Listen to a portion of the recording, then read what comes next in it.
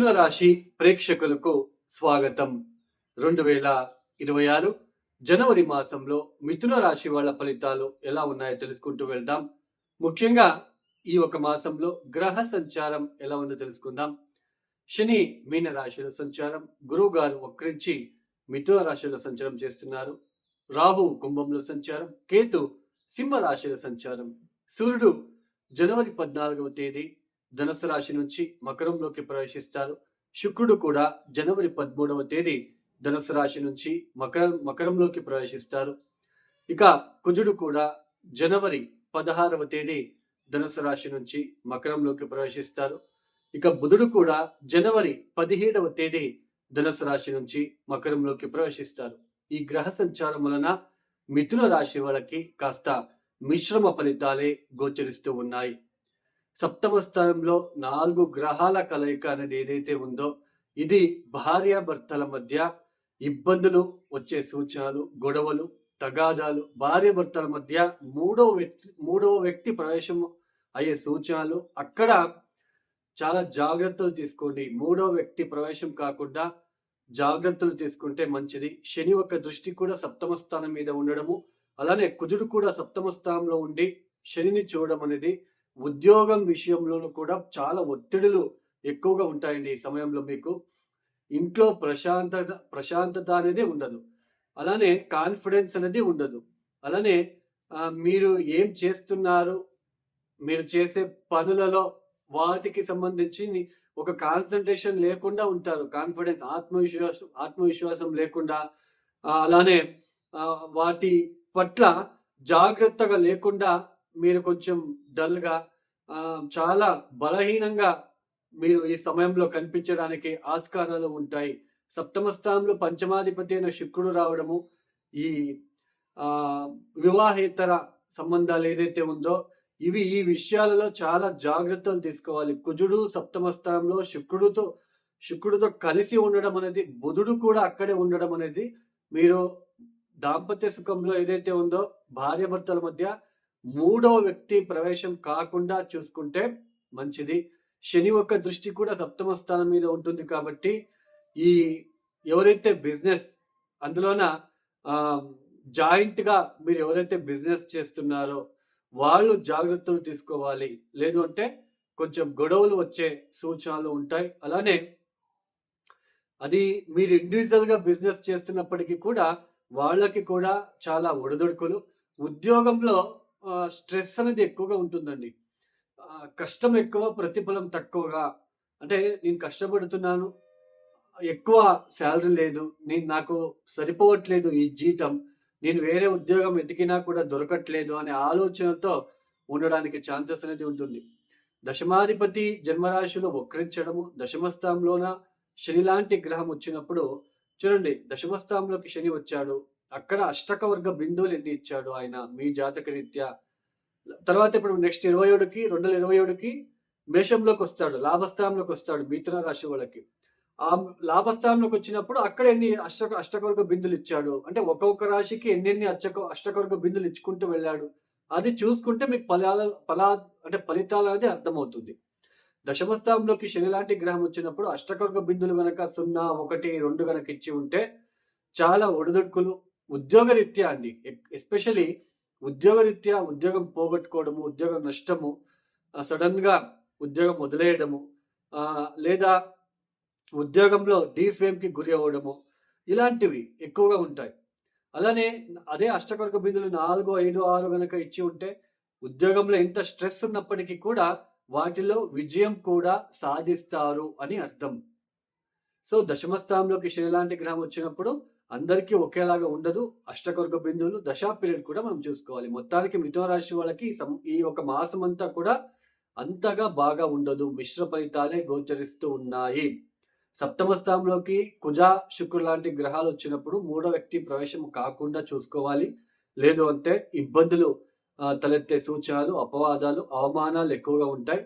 ఈ సమయంలో ఎక్కువగా కష్టము, ప్రతిఫలం తక్కువగా అన్నట్టుగా ఉంటుంది. లేదా మీ భార్య లేదా మీ భర్త వాళ్ళ బిహేవియర్ వల్ల మీరు చాలా డిస్టర్బెన్స్ కి గురి అవుతారు.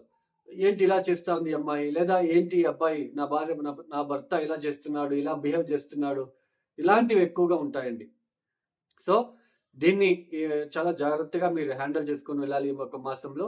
ఈ జనవరి 15వ తేదీ తర్వాత అష్టమానికి గ్రహాల ఒక ప్రవేశం జరుగుతుంది కాబట్టి గుప్తాంగాంగాల సమస్యలకి గురయ్యే సూచనలు, స్కిన్ రిలేటెడ్ సమస్యలు, అలానే ఆర్థికపరమైన డిస్టర్బెన్సెస్, ఆరోగ్యపరమైన డిస్టర్బెన్సెస్, అలర్జీ లాంటివి, అలానే రోడ్ ప్రమాదాలకి గురయ్యే సూచనలు కూడా ఉంటాయి కాబట్టి చతుర్థాధిపతి కూడా అష్టమ స్థానంలో సంచారం అనేది, జన్మరాశిలో వక్రించిన గురువు అనేది చూడండి. రోడ్ సైడ్ అంటే వెళ్ళేటప్పుడు జాగ్రత్తలు తీసుకోండి.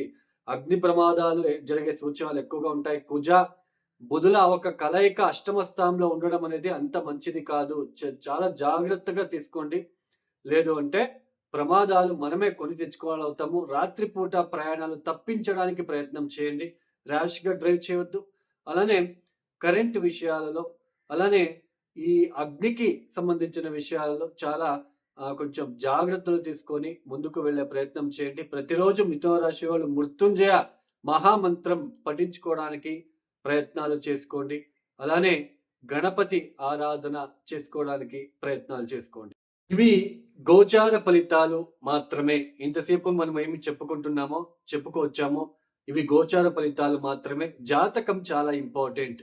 జాతకంలో మనం పుట్టినప్పుడు జాతకంలో గ్రహస్థానాలు గనక బాలేకపోతే, అక్కడ గ్రహగతులు చాలా ఇబ్బందిగా ఉంటే, పంచమాధిపతి, నవమాధిపతి, లగ్నాధిపతి, సప్తమాధిపతి, దశమాధిపతి వీళ్ళు చాలా ప్రముఖమైన పాత్ర అనేది వహిస్తారు. వీళ్ళు గనక బలహీనంగా ఉండి అష్టకవర్గ బిందువులు గనక వాళ్ళు దశమ స్థానంలోకి లేదా పంచమ స్థానంలోన ఎక్కువ అష్టకవర్గ బిందువులు లేకుండా ఒక 20-25 పాయింట్స్ కనుక ఇచ్చి ఉంటే వాళ్ళకి చాలా ఇబ్బందులు ఉంటాయండి. వాళ్ళ జీవిత కాలంలో కొంచెం ఇబ్బందులు పడుతూనే వెళ్ళాలి. మెయిన్ దశమ స్థానం ఉద్యోగ విషయాల్లో ఇబ్బందులు పడుతున్నారు ఒక వ్యక్తి అంటే దశమ స్థానం బలహీనంగా ఉంటుంది అని అర్థం. వాళ్ళ జాతకరీత్యా దశమాధిపతి ఎవరు, ఆ దశమాధిపతి ఎక్కడున్నాడు, D10 చార్ట్ లో దశమాధిపతి ఎక్కడున్నాడు, సో మళ్ళీ D10 చార్ట్ లో ఏ లగ్నం ఏర్పడింది, ఇవన్నీ చాలా ప్రముఖమైన పాత్ర అనేది వహిస్తుంది. అలానే మనం పెళ్ళిళ్ళు చేసుకుంటున్నాం, అసలు జాతకాలు మ్యాచ్ చేసుకోకుండా చేసుకుంటున్నాం. చాలా మంది ఏమైపోయింది అంటే పేరు బలాలు మాత్రమే చేస్తున్నారు. అందులోన పేరు చేంజ్ చేయడం అనేది కూడా చేస్తున్నారు. ఇవన్నీ చేస్తే పేరు చేంజ్ చేయగానే అవి సరిపోతుందా? మీరే తలరాతని మార్చగలమా? మీరే ఆలోచించండి. సో జాతకరీత్యా ఉన్న ఇద్దరికి ఉన్న అక్కడ దోషాలు ఏమున్నాయి, సప్తమాధిపతి ఎలా ఉన్నాడు, ఏ బిఫోర్ మ్యారేజ్ ఏ పరిహారం చేసుకుంటే కొంచెం రిలీఫ్గా ఉంటుంది, అది ఆలోచించాలి. పేరు బలాలు మాత్రమే చూస్తున్నారు. జాతకాలు ఎవరు సరిగ్గా చూడట్లేదు, జాతకాల గురించి పట్టించుకోవట్లేదు. అలానే పేరు చేంజ్ చేయగానే మనకంతా ఓకే అయిపోతుంది. పేరు చేంజ్ చేయగానే దాన్ని కూడా పద్ధతిగా చేయాలి, పేరు చేంజ్ అనేది కూడా. సో దీన్ని గుర్తించుకోండి. సో జాతకం చాలా ఇంపార్టెంట్. సప్తమాధిపతి, మనము వివాహం కళత్రకారకుడు ఎవరు, ధారాకారకుడు ఎవరయ్యారు, లగ్నాధిపతి ఎలా ఉన్నారు, ఇవన్నీ చూసుకొని మనము ముందడుగు వేస్తే చాలా మంచిది. అలానే ఈ 2026వ సంవత్సరంలో జనవరి, ఫిబ్రవరి, మార్చ్ ఈ 3-4 మాసాలు, ఏప్రిల్ వరకు కూడా ఎక్కువ వాహన అపఘాతాలు అయ్యే సూచనలు, కెమికల్ కి సంబంధించిన కెమికల్ ఫ్యాక్టరీలలో ఏదైనా ఎక్స్ప్లోజన్ జరిగే సూచనలు కూడా ఉండబోతుంది. అగ్ని దురంతాలు ఎక్కువ అవుతాయి. ఎందుకంటే కుజ బుధులు ఇద్దరు కూడా నియరెస్ట్ గా సంచారం చేస్తూ ఉన్నారు, క్లోజ్ డిగ్రీలో సంచారం చేస్తున్నారు కాబట్టి కొంచెం అగ్ని ప్రమాదాలు, కరెంట్ కి సంబంధించిన, పవర్ కి సంబంధించిన విషయం, ఎలక్ట్రిక్ పవర్ కి సంబంధించిన విషయాల్లో పనిచేసే వాళ్ళు, డ్రైవర్ వృత్తిలో ఉన్నవాళ్ళు చాలా జాగ్రత్తగా మీరు ఉండడానికి ప్రయత్నాలు చేసుకోండి. లేదంటే వాహన ప్రమాదాలు ఇలాగే ఎక్కువ అయ్యే సూచనలు, అగ్ని ప్రమాదాలు ఎక్కువగా ఉంటాయి 2026 ఏప్రిల్ వరకు కూడా. కొంచెం జాగ్రత్తలు తీసుకుంటే మంచిది. వాళ్ళ జాతకరీత్యా చూసుకొని ప్రతిరోజు మృత్యుంజయ మంత్రాలని పఠించుకుంటూ ప్రతిరోజు కూడా నిత్యం కూడా దేవతా ఆరాధన చేస్తూ కొంచెం భయంతో రోడ్డు పైన ఎక్కడానికి ప్రయత్నం చేయండి. అలానే రాత్రిపూట ప్రయాణాన్ని తప్పించండి. ఎవరైతే ఈ వీడియోని చూస్తున్నారో లైక్ చేయండి, షేర్ చేయండి, సబ్స్క్రైబ్ చేసుకోండి. అలానే ఎవరికైనా ఆస్ట్రాలజీ కన్సల్టేషన్ కావాలనుకుంటే డిస్ప్లే అవుతున్న నంబర్కి నేరుగా కాల్ చేయండి. సర్వే జనం సుఖినో భవంతు. ధన్యవాదములు. జై శ్రీరామ్.